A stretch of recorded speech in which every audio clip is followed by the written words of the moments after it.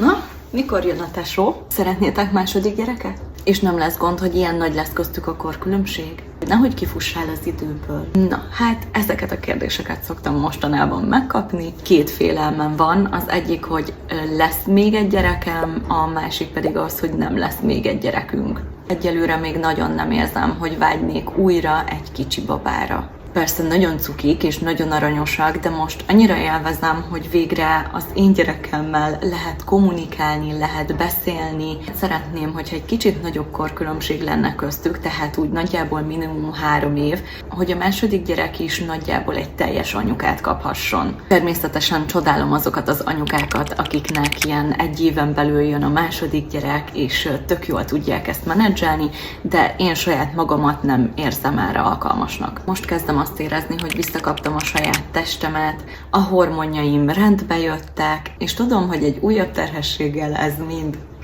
kuka. Szerintem a legfontosabb az, hogy egy anya csak akkor vállaljon második gyereket, hogyha ezt teljes szívéből úgy érzi, hogy szeretné. Nem a társadalmi megfelelésnek, nem azért, hogy jaj, a gyereknek muszáj, hogy legyen testvére. Az most ennyi volt.